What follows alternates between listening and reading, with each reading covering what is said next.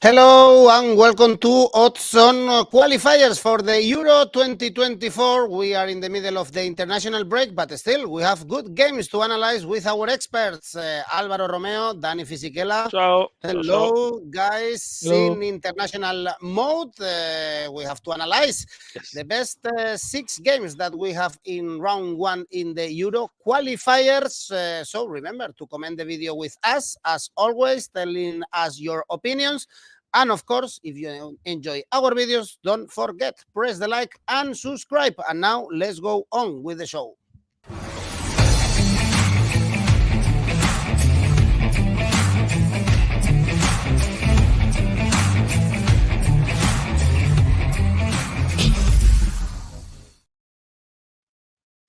So we've selected the best 6 games in this first round in Europe, and on Friday we have a really good one. Of course, we cannot miss this one, Italy, England. It was actually the last final of the Euros in London, and they have an important clash in the Diego Armando Maradona. In this group, we have Ukraine, Malta and Macedonia. And my first question to Dani Fisichella is, of course, what is changed in this Italy? Is this a new Italy after missing the World Cup? We know that Mancini is still in charge, but what is going on in La Nazionale, Dani? Still work in progress, and still the quest for Mancini for a goal scorer continues. And the great news, or the unexpected news, is that the call-up of the Argentine, half-Italian Matteo Retegui. He plays for Tigre. He's on loan from Boca Juniors. He's got a lot of goals in the Argentinian division, first division, 29 goals in 50 games. And he's new. First time he got called up. Even Mancini was surprised that the Argentine actually said yes to be called with La Nazionale. So, and this is basically shows that Italy and Mancini are desperate for a goal scorer. So, amongst the 30 players that have been called for these 2 rounds of fixtures, who know who the top scorers are, well, obviously with the national team, Barella and Bonucci with 8 goals each, then followed by Berardi with 6. Basically, there are no top strikers. Also, Scamacca, who we had a lot of expectation this season, joined West Ham. He only scores in the Conference League. There is no Immobile because he's injured. So that's where the real problem for Italy comes. And, still you feel there's a very experimental vibe to it. And it is represented by the calls up by Mancini. For example, no Fagioli and no Locatelli, who are the 2 best midfielders for Juventus at the moment, because there is so much depth in midfield. You got the likes of Jorginho, you got the likes of Verratti, Pellegrini, Cristante, Tonali, etc. So those 2 don't find a place. Then there is no Zaccagni for disciplinary reason, who's the top scorer of Lazio. Immobile is injured. Raspadori is injured.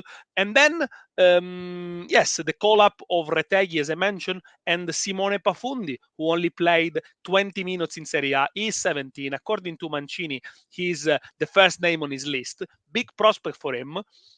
I bet 95% of Italians have never seen him playing. So, there is a big question mark, but you need to maybe trust the process. I mean, Mancini, after all, is the guy who gave a debut to Zaniolo when he never really played in Serie A before, that switched to a 4-3, that he won the Euros with the midfield of Verratti, Barella, and Jorginho. So trust the process, but it's still work in progress. The good news is that Spinazzola is back to his old best. I think he's going to play as a wing back alongside Di Lorenzo as well. I think they're going to stick to a 3 at the back.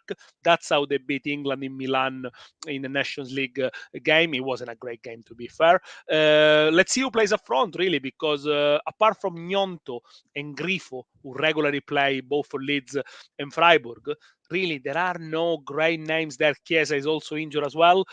Where are the goals coming from? That's just my angle. And I think England, although they are without Rashford, which is, by the way, the best player, I think they look more complete. They got more options there.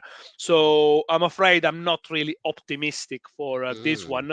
I'm going to go for an Asian handicap 0 for England, 187, or an under 2.5 goals, which pays 171. So that's my tip. England not to lose, but is a low scoring game for me, 171.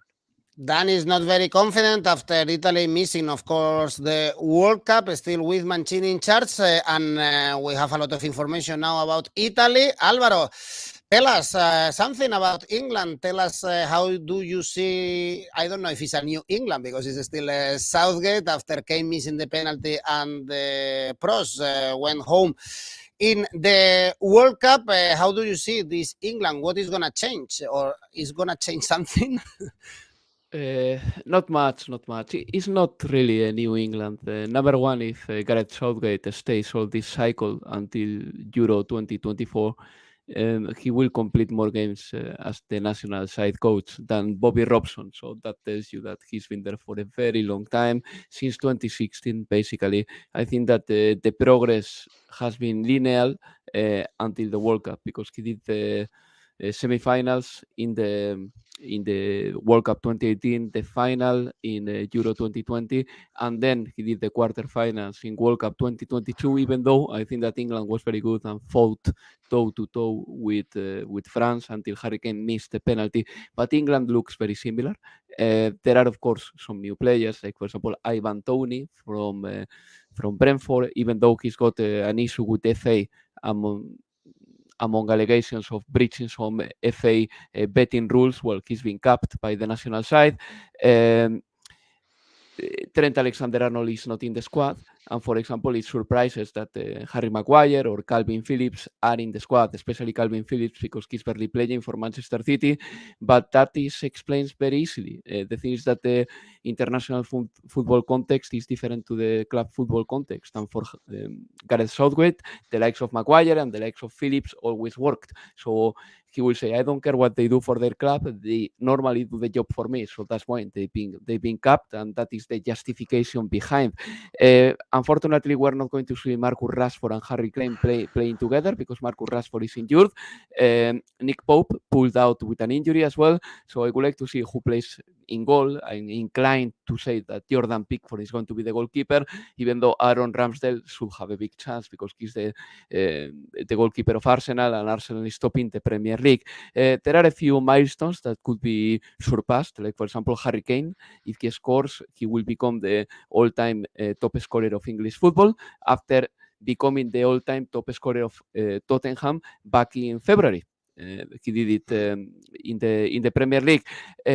When it comes to Italy, I think that they are in the process of looking for footballers. As Daniele said, the Retegi's Cup is a clear example of that. Even Nonto's Cup back in summer 2022 was 2021 was another example of that. 2022, sorry. But I do believe that Italy has been quite competitive with England lately. For example, they beat them in the Nations League at home, and they drew 0-0 at Wolverhampton. I think that Italian defense is pretty decent. And historically, and this doesn't count really, but has to be said, England hasn't beaten Italy in a competitive fixture since 1977. Anyway, I think that I'm going to go for a double chance, 1x for Italy. That pays 155. Or I also like the draw no bet for Italy, 2.10. If you're a believer of records and you want Harry Kane to have it, you can say that, for example, Harry Kane to score or assist doubles up your bet, pays 2.0, but maybe this is not the time. A double chance for Italy, 1x, 155. Well, Alvaro leaning towards Italy, Danny leaning towards England. Is the opposite. Of course, tell me in the comments which team are you backing, because the odds are very good actually for both sides. We have Ashley from Hawaii. Good luck, Ashley, that you are in Hawaii, going for an under, and for England, Chiesa is out. Yes. Danny? Yes, he's out. He's not gonna play this one. Maybe the next one for sure. There is a very good under, by the way. It will be under 1.5 goals in the first half. 143 is almost a safe bet. It's not bad, yeah, absolutely. Well, these two teams, they should qualify, I guess, for the Euros. Remember that two teams qualify, then England is going to face Ukraine. in Wembley, and Italy is going to face Malta. Next game, this one is one of the best, of course, Italy-England, but we've selected as well Czech Republic, Poland. Also, these two teams should qualify. They have in the group Moldova, Albania, and Faroe Island, and the odds show us, Alvaro, that Czech Republic, they are favorites, but I guess we should be careful because they were not good. Remember that they didn't play the World Cup. Their last official game was in September, if we count the Nations League, and they were really poor. But also, we were not amazed by Poland in the World Cup. A very stingy team, even if they made it to the last 16 round. Yes, no, absolutely. I didn't like Poland at all. I think they were way too rigid. Let's see how they pan out, by the way, because Poland has a new manager now, Fernando Santos. We all know who he is. He was the manager of Another coach stingy. Absolutely. He was there with Portugal in the World Cup, and he was the man who kept Cristiano Ronaldo on the bench at the expense of Gonzalo Ramos, the day that Gonzalo Ramos scored a hat-trick. But yeah, Poland, you know who their stars are. They've been the same ones for a long time now. Zielinski, obviously, Lewandowski, of course, the shiniest star of all, who is not scoring many goals for Barcelona. He's not going through a good scoring run, but the other day he set up Alejandro Valde in Casillas' goal for Barcelona. And then Kivior is one of those players that they want to see more. The defender, the other day he played some minutes for Arsenal in the Premier League game against Crystal Palace, and he's apparently a promising defender. So, I think that this side, the Polish side, is going to keep probably some of the main characteristics that they had in the World Cup. They're going to stay strong, stay as a unit, defend as better as they can, and they are going to face a side, Czech Republic, that are a little bit more entertaining. The manager is still, the coach is still the same, Jaroslav Sirhavi, and I think that this game is going to be important to decide who's going to top the group. In the same way that the game in Poland, the reverse fixture, is going to be important too, because the rest of the sides, especially the Faroe Islands, I don't see them laying a glove, putting a fight. From the Czech Republic, we have to say that their side is a little bit undermining, with, of course, the exceptions of Patrick Schick and maybe Adam Hlosec, both from Bayer Leverkusen, but the majority of the players are from Sparta Praga, 6 of them, and Slavia Praga, another 6 in the squad. And only 4 players of this whole squad were involved in the Champions League. That tells you the quality. The 2 from Bayer Leverkusen and 2 more from Victoria Pilsenia, and we know how Victoria Pilsenia did in the Champions League group stage against Barcelona, Bayern, and Inter. I think that this game is going to be an under 2.5 goals, 170. I could stay there. I wouldn't take too many risks.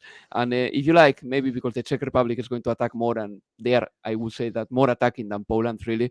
Maybe I see handicap corners minus 0.75 for the Czech Republic, 185.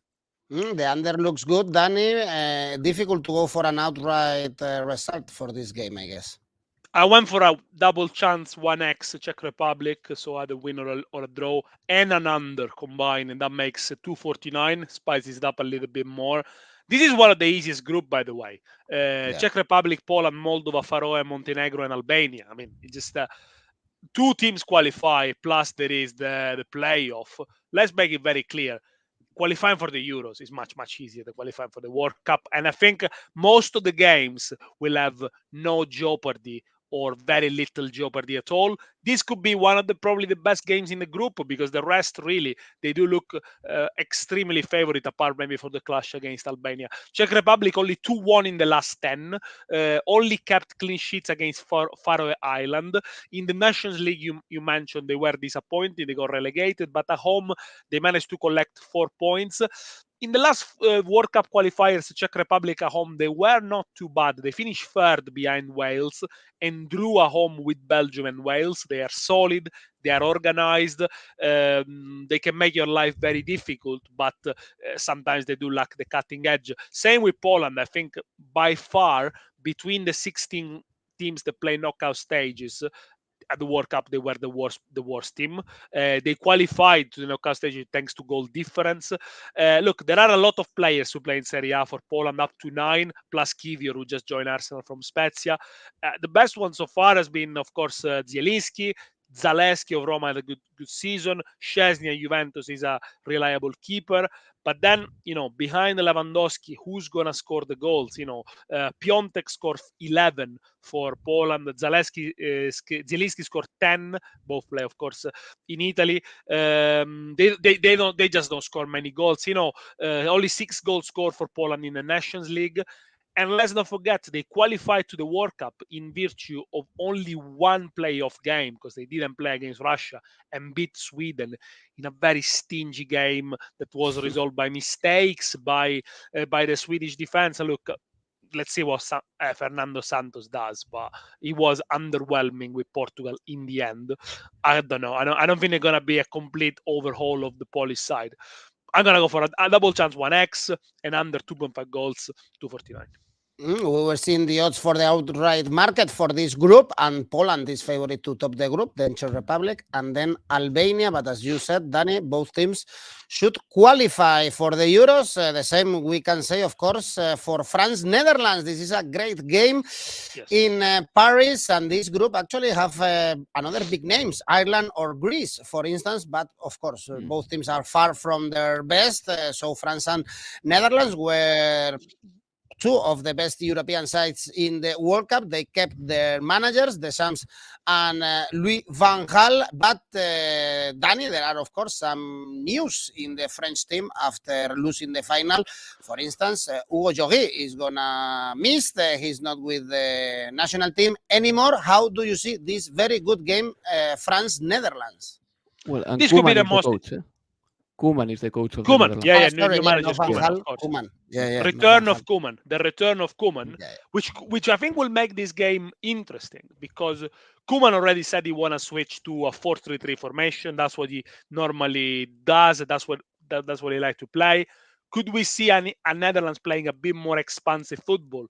In the end, at the World Cup, they were not that exciting after all. Yes, they had some moments with the wing-backs, especially on the right-hand side with Dumfries, but they were really the master of the dark arts, stopping the game, a lot of fouls, making it really physical, very difficult for play to break through. They were not that exciting, although they hold a very long unbeaten run, 20 games unbeaten. The last time they lost was in the quarterfinals against the Czech Republic. But I don't think under Van Gaal they reached those heights that we were expecting. Let's see if Koeman playing with a different system helps them being more attacking, really. Koeman, by the way, qualified them to Euro 2020, missed out on World Cup 2018. So obviously he's got something to prove there. I'm really interested to see how they're gonna play. Who's gonna play up front? I'm sure Gakpo will play.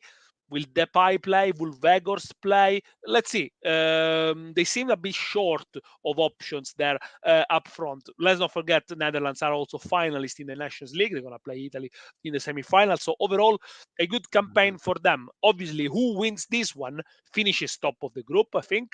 And I mean, it's very difficult not to qualify, especially for a group with the Republica Ireland, Greece, and Gibraltar. There are a few interesting first call-up for Netherlands. Sven Botman, Gertruida from Feyenoord, Xavi Simons, who plays now PSV and former PSG. So they're trying to rejuvenate the team. The defense, for me, remain the strongest of Netherlands for sure. For France, I mean, there are going to be a few polemics because the captain now is Kylian Mbappe. Let's see how this thing's gone down with the camp and how upset is Antoine Griezmann. France have been, obviously World Cup finalists, but they've been hit and miss recently. They lost 4 competitive games in the last 12 months, 2 of which are home in the Nations League against Denmark and Croatia, although the one against Denmark was in unlucky circumstances. But then if you look at the squad of France and you look at the absentees, you think the squad is still probably the strongest team in Europe. I mean, they're missing Benzema, Nkunku, Kante, Lloris, Hernandez, not Hernandez. Lloris is not missing. Lloris is not missing. Sorry? Lloris is not missing. He retired. He retired. Well, he's not there anymore. He's not there anymore. Yeah.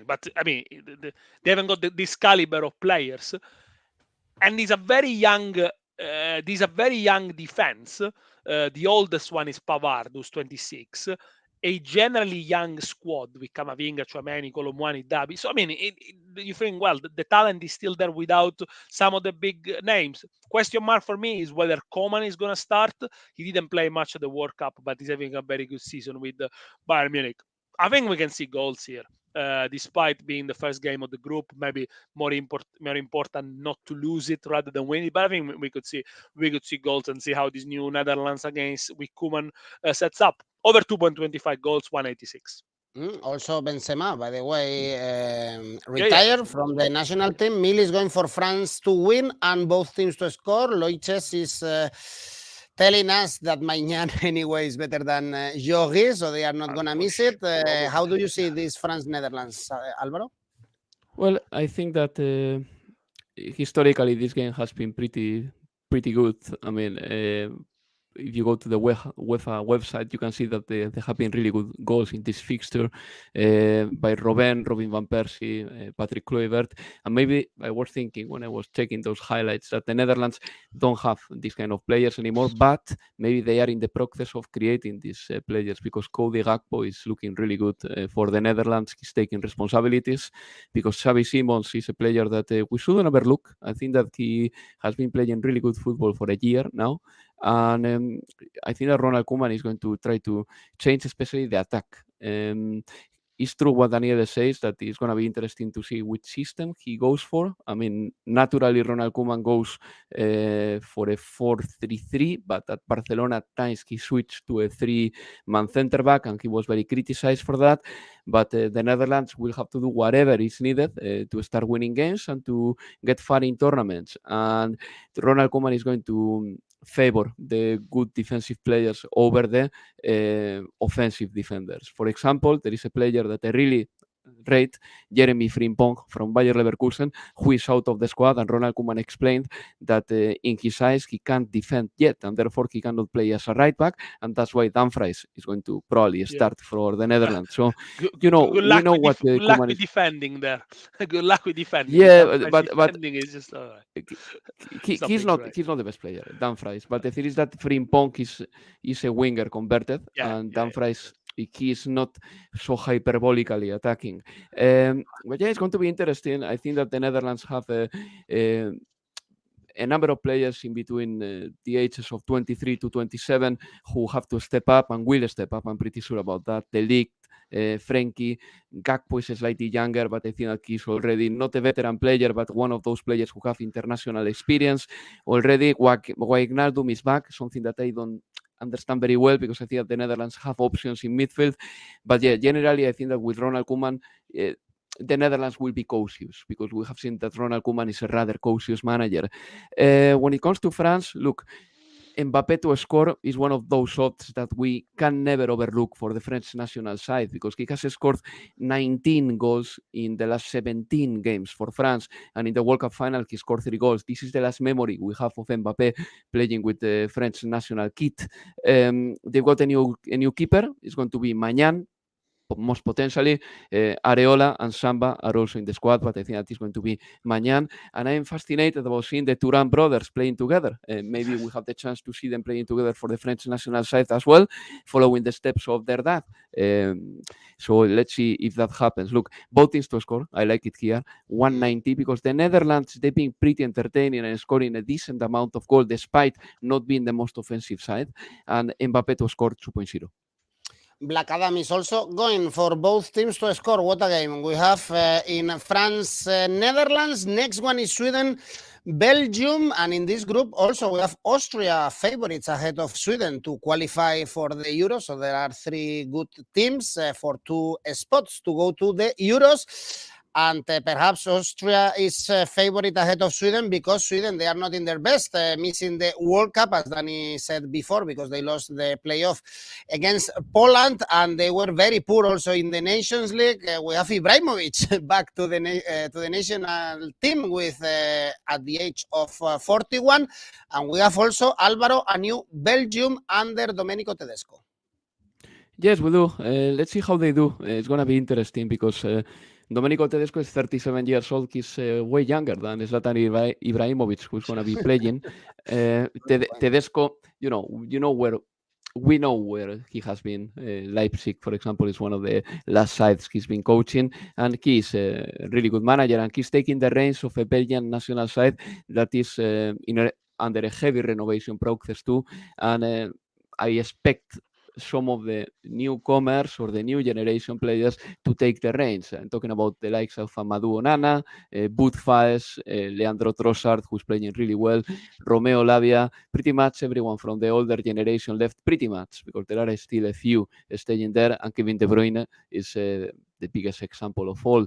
I think that this is the toughest group, really, because I can see Austria thinking that they got a genuine chance of qualifying, Belgium as well, Sweden as well, and it's very easy to qualify for the Euro, as Daniele said, because with the new format of 24 teams, it's almost impossible not to qualify. For example, it's very difficult that it will happen something like England missing Euro 2008, as it happened. At that time, 16 teams were qualifying. Now it's 24.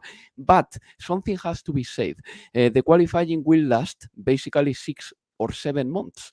And a serious injury, for example, can make an important player miss the whole qualifier, and some sides are still very reliant on one player. We're talking, for example, about Austria with Alaba. We're talking, for example, about Ibra, maybe with Alexander Isak from now on. So if one big player is missing, then a team can suffer, because this is going to be wrapped up very, very, very fast. Very fast, very fast. What about Poland with Lewandowski? I'm talking about that. But coming into this game, look, I think that Sweden, they've been rather sturdy. It was very disappointing for them not to qualify for the World Cup.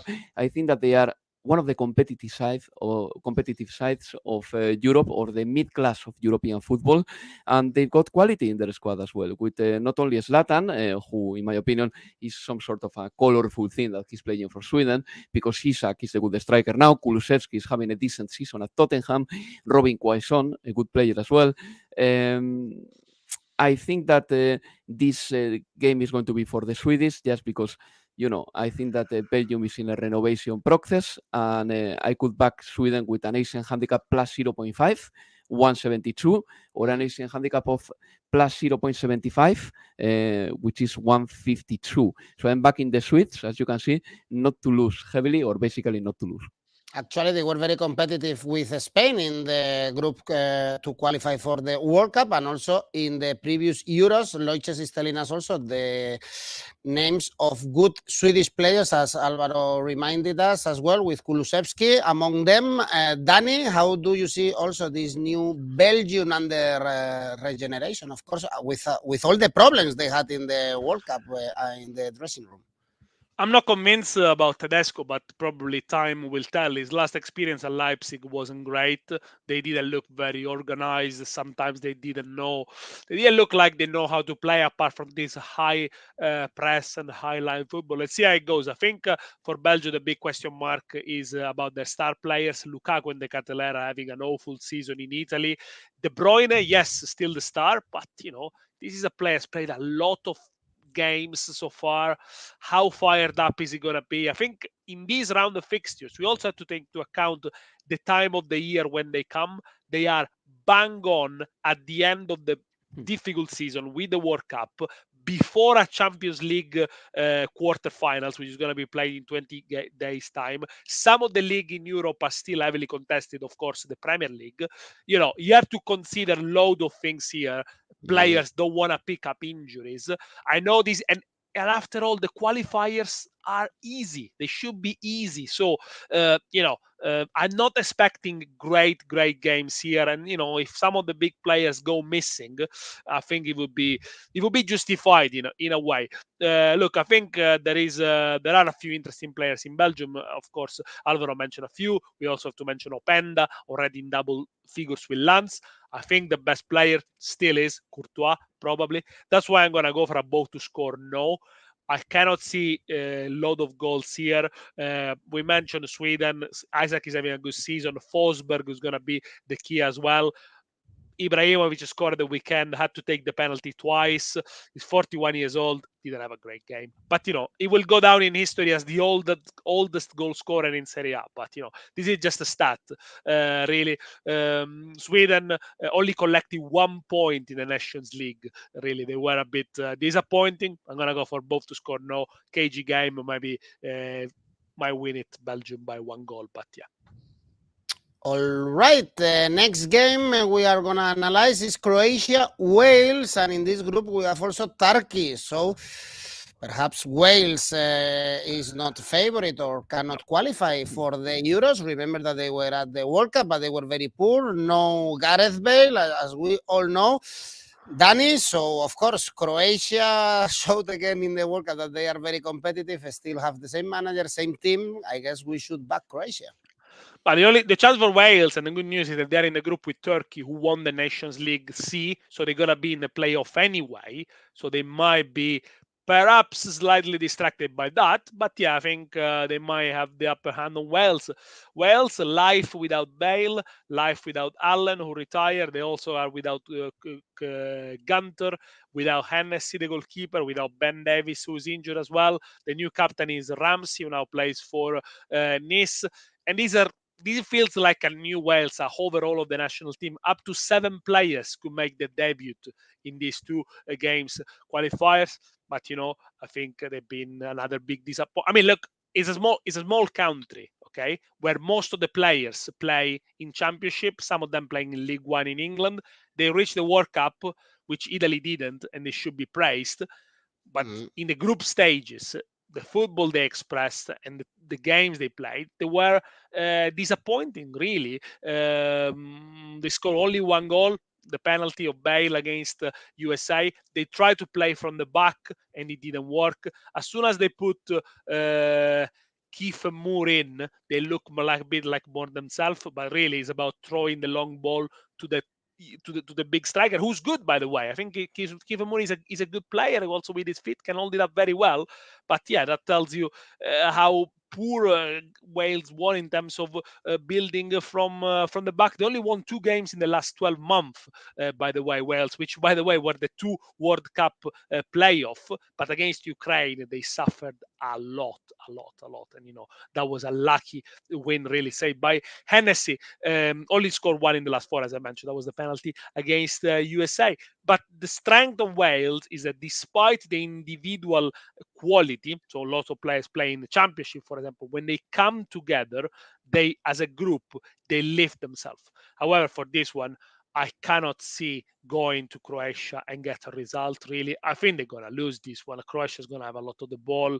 They are the masters of the tight margins. They know how to win at home, especially in qualifiers. I'm going to go for a Croatia win and under 3.5 goals. That pays 212, so it's a 2-0 win for Croatia. Even a 2-1 win for Croatia wins you, I think, a good return here. Looks good. This one, Fox 5 is going also for an easy win for Croatia. Do you agree, Alvaro? Yeah, I think so. Croatia to win 161 is so good that I think that it would be pretty much a safe bet or a very good odd for a combination in an ACCA. I think that the Croatia side, for all the their experience, and this generation has been going on for a very long time, it's incredible that they got such an engine and then such a continuity as well, because it's very simple to compare the cases of Gareth Bale, turning 34 this year, already retired from football, Luka Modric, turning 38 this year, still going on.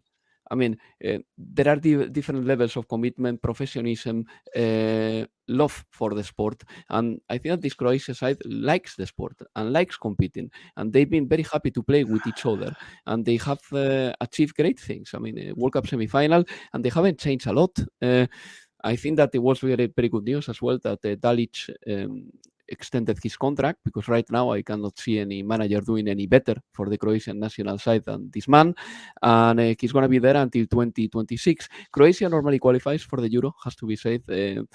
Since they became an independent country, they've been only once out of the Euro, and it happened in 2000 after coming third in World Cup 98. They are basically the same mold, and I'm not saying this with any intention to disqualify them or to humiliate them. I think that they are a fantastic side, and I would like to see what happens with Orsic. That's my only question here, because after a very good World Cup, he moved to the Premier League and he played with Southampton only one game, and now he's playing with the under-23 side of Southampton, and someone has to explain to me why this is happening. Really, it's a mystery to me. When it comes to Wales, a couple of things. Number one, I wonder who's going to be the goalkeeper. Wayne Hennessy is not there. Let's see how they play in the absence of Gareth Bale, already retired from football. Aaron Ramsey is going to be the new captain. And Brennan Johnson, I think that he's finally not going to feature, and he was going to be the striker. Let's see if he manages to recover from his physical issues, but he's having a good Premier League season. He scored 7 goals in Nottingham Forest. That's not easy, and if Brennan Johnson is not in the game, obviously Wales is a lesser side. I'm going to go for Croatia to win, 161, and a clean sheet for Croatia, because they are the masters of the tight margins. That doubles up your bet. Good one and great odds, actually, to back Croatia in this game. We can see now the odds for clean sheet for Croatia. Odds are 2.0, the highest odds on Bet365. So good enough, actually. And the last game we are going to analyze is Spain-Norway, a new Spain under De La Fuente. Remember that Luis Enrique is gone after the disappointment of the World Cup. New players for Spain that many supporters were willing to see with the red kit, Alvaro, and we have Norway without Haaland. So Spain, of course, is very favorite for this game. Yeah, they are very favorite. And in fact, if you check, for example, if you handicap Spain with an Asian handicap of -1, for instance, that still pays 158, I'm going to choose that one just because I want to be on the conservative side, because I want to see how De La Fuente's Spain plays, okay? Because I don't know how disruptive Luis De La Fuente wants to be in relation to what Luis Enrique was trying. The truth is that with Luis Enrique, Spain, the World Cup looked very rigid. They were too attached to the game plan, and there was no inspiration. There was no room for freedom, and that didn't work for Spain. So it was the time for a fresh start. I'm not convinced about the manager, not because I doubt him or anything like that. He did well, for example, qualifying Spain for the final of the Olympics, in Olympics 2000, and he has resorted to many players that played for him in Tokyo Olympics, but I don't know if Luis De La Fuente is a great manager or not. I really don't know. We have to wait and see. Really, it's a bit of a mystery. At least the group is not too difficult. It's kind of easy, not very easy. With Scotland and Norway, Haaland is missing. That's a blessing, obviously, for Spain.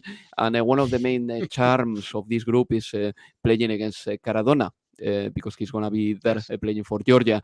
But it's a new Spain. 16 players from the World Cup were missing from De La Fuente's original list. I'm saying this because then, for example, Gerard Moreno pulled out and Jeremy Pino was called, so a few players from the World Cup came back. But, the usual suspects, really, without Pedri. Pedri is not there because he's still injured, which is a real shame because, in my opinion, he's probably the most important player of Spain. But anyway, that's my opinion only. I think he sets the tempo and the rhythm of the way Spain plays. Morata is going to be probably the focal point up front, I'm guessing. He has scored a few goals for Atletico this season, over 10, but his ratio with Spain is really decent. He's got a ratio of 0.49 goals with the Spanish national side, which is very good, and he's normally scoring for Spain. We will have a new goalkeeper, David Raya, maybe. I think Kepa Arrizabalaga is going to be the chosen one, and in my opinion, Kepa Arrizabalaga has a chance to be the Spanish goalkeeper again for another cycle. I'm talking about the Euro 2024 cycle. For no age reasons, some players who were at the peak of their career have been left out. So this is something that I like about De La Fuente, that he didn't mind to make some drastic decisions. For example, Koke, Ferran, Ansu Fati, Pau Torres, they are out, and they deserve to be out anyway. It's just a pure tactical thing, but I think that isn't right by him. And Ceballos is in, Zubimendi is in, and Zubimendi is going to be interesting because in the absence of Busquets, Rodri and Zubimendi will be the holding midfield of Spain, or the holding midfielders, and I think that Zubimendi is class. He's a really good footballer, so let's see how he does with the Spanish national side. Look, I'm going to go for an Asian handicap -1 for Spain, 158. and Spain to win the second half, 166. And keep in mind, of course, the odds for Alvaro Morata to score. They are not ready yet because the game is in a couple of days' time, but Morata with Spain tends to score plenty of goals, and the qualifiers he did that as well. So keep an eye on that too. I really like De La Fuente's list without Coque, for instance, or with Iago Aspas, Dani, and also we have some comments telling us the quality of the youngsters in Norway. Yeah, absolutely. I mean, you got the likes of Thorsby, play for Union Berlin, Elionussi, Odegaard, Ostigard, Solbakken, who's been to Roma. Of course, I mean, they're getting better, you know. Bodo Glimt was one of the most entertaining teams to watch last season. But no Haaland for this one. And, you know, it's not just about Haaland, I know, but most of the time he's about Haaland when it comes to the Norway national team. He scored 21 goals in 26 games. Now, in the World Cup qualifiers, Norway finished third behind Netherlands and Turkey, but the last few games, they played them without Haaland because he was still injured when he was playing for Borussia Dortmund. Now, they didn't score in the last two games that were the decisive one. They lost to Netherlands 2-0 and drew 0-0 at home against Latvia. So only scored 3 in the last 4 decisive games that would have qualified them at least for a playoff spot because they didn't have Haaland. They get Sorloth up front, but you know, he's not Sorloth is not quite the same. You know, look at the goal he missed against Roma in the Europa League. Yeah. I think he's a solid side, and I think they're gonna qualify not only because they're not bad, and I think Haaland is gonna be back at some point, but also because they're in the group with Scotland. Scotland won Nations League C, so they are guaranteed of a playoff spot. So at the end of the day, it's between these two, and you know, Scotland maybe they could somehow relax a little bit, and if they take a heavy beating by Spain, doesn't really matter for them. I know, of course, they want to qualify. I think Norway and Scotland both they're going to qualify anyway. Look, they finished second in the Nations League behind Serbia. They did all right, won 6 games, including away to Serbia and Sweden. But again, Haaland was there. Under 2.5 goals. I'm also curious to see how Spain plays with the new manager. Under 2.5 goals, 196. It's a big question mark, of course. De La Fuente from Luis Enrique, successful manager to De La Fuente, but we need time, of course, to see this new Spain. El Fideo is going for a correct score, 2-1 for Spain. So this is it, the best 6 games we have in the first round of fixtures in the Euro qualifiers. Let's go for our safe bets. For instance, yours, Alvaro? Yeah, it will be Austria to win the second half of their game. They are playing against Azerbaijan. Yeah. And yours, Dani? Scotland, Cyprus. Scotland ending up -1 at home at Hampden, 138. You are going for games that we haven't analyzed. Of course, many choices for our audience to put some money during this weekend. And Dani, Yoraka? Bosnia to beat Iceland at home. Serbia ending up -2. They play at home against Lithuania. Turkey to beat Armenia away. And Croatia to beat Wales. So altogether is 708. You can see it on the screen right now. High one, of course. We have a comment here from Black Adam telling us to do a versatile portfolio in the ACCA. Of course, you can select any selection you want, and even in Oddspedia, you can select your competition, your league, and you will find the highest odds for your selection. And your ACCA, Alvaro? Yeah, it's definitely more humble than Daniele's. Daniele's one is high, mine one is 343 at the end, which is North Macedonia to win, Austria to win the second half, and Spain to win the second half. Altogether 343. You were playing like Fernando Santos, stingy Absolutely, football, Alvaro, yes. in your ACCA. And Dani more playful. Let's see which one is right, because on Monday we have another live show to analyze the second round of fixtures for the qualifiers of the Euro before, of course, the big competitions are back. Thanks, Dani. Thanks, Alvaro, for sharing your knowledge with us. Thanks, everyone, for watching. So just don't forget, press the like and subscribe. Bye-bye. Have a good week. Bye-bye. See you.